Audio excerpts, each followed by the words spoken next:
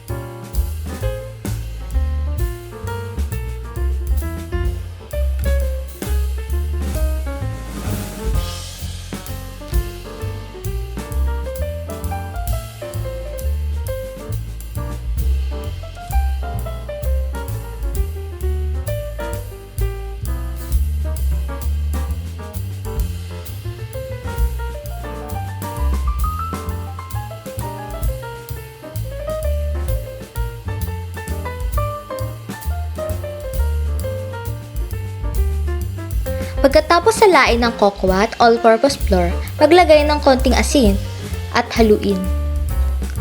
Ihalo din ng asukal.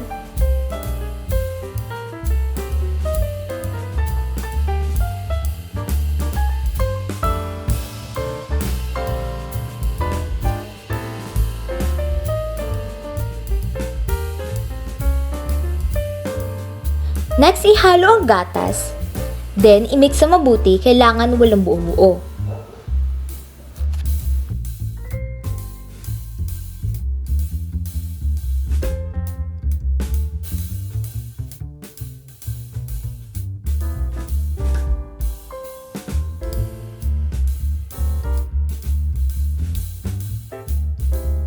Kapag ganito na ang mixture, pwede nang isalang sa apoy.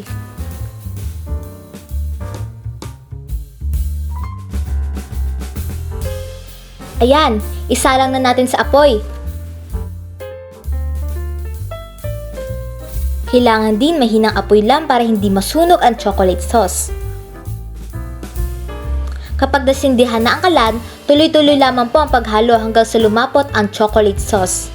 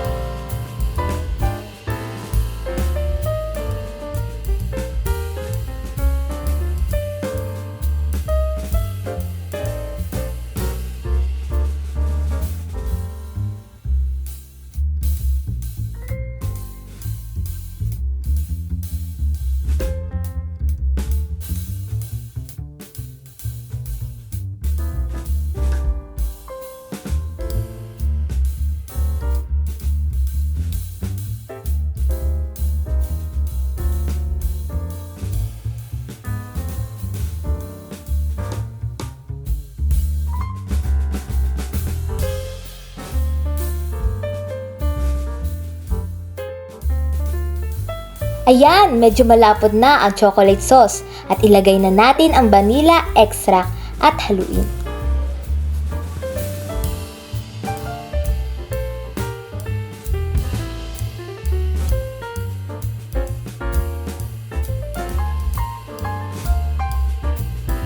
Kung malapot na, patayin na ang apoy at ilagay ang dairy cream o butter. At tuloy-tuloy pa rin sa paghalo. Kapag na-mix na ng maigi ang butter, pwede na pong palabigin bago po ilipat sa garapon.